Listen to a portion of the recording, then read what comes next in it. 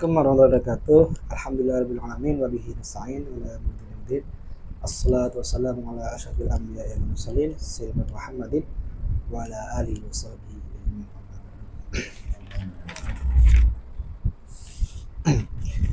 Yang saya ta'zimi pengasuh Pondok Pesantren Sayyidina Hasan Genggong, Kiai Haji Muhammad Hasan Tawakil Allah SHMM.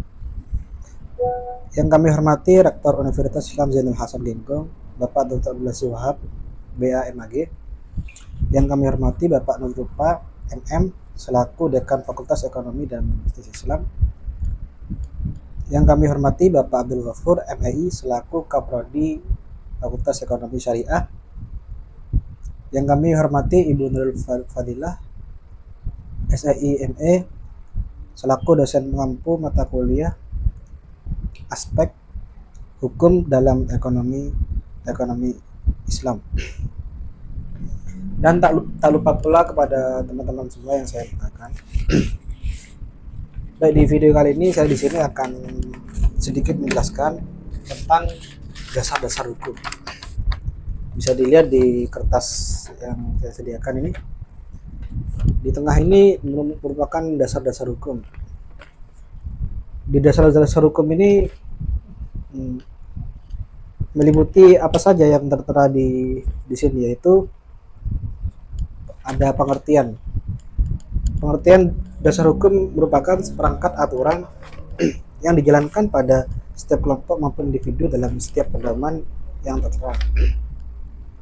Ada yang namanya pengertian hukum itu sendiri. Itu apa? Merupakan bahwasanya seperangkat aturan yang dijalankan oleh kelompok, baik itu secara individu maupun secara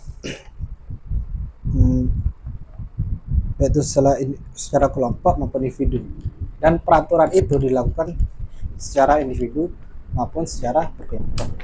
Itu pengertian hukum itu sendiri. Kemudian penjabarannya yang kedua, itu di sini juga ada yang namanya norma hukum. Norma hukum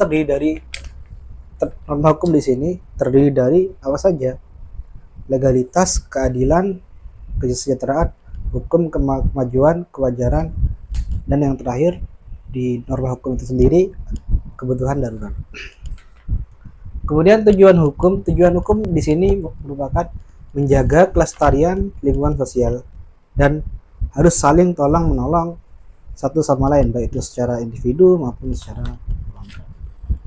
Jadi tujuan hukum itu ialah antara lain kita sebagai masyarakat itu harus saling bersosial dengan melakukan hal-hal yang positif dan menjauhi apa yang tidak sesuai dengan yang hal-hal yang buruk. Seperti itu, hal-hal yang buruk yang mana hal itu yang sangatlah tidak sesuai untuk kita lakukan, dan mengerjakan sesuatu yang harus kita lakukan, yang mana sesuatu itu emang benar-benar emang layak untuk kita kerjakan. Kemudian ada di sini ada juga sumber-sumber hukum, gambar buku di sini, tapi maaf gak kelihatan ya. Sumber hukum, maaf, bukan pengertian hukum tapi sumber hukum.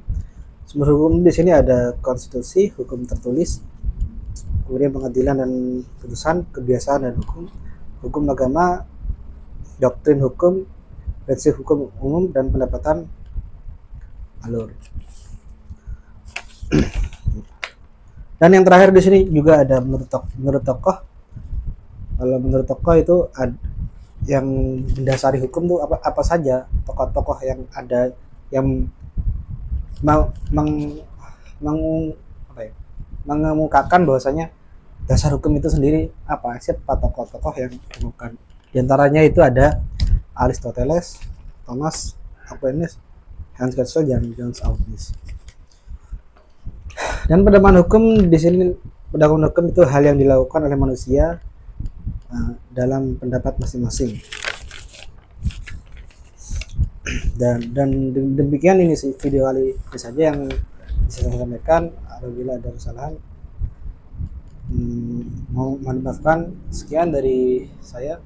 Wallahul muwaffiq. Assalamualaikum warahmatullahi wabarakatuh.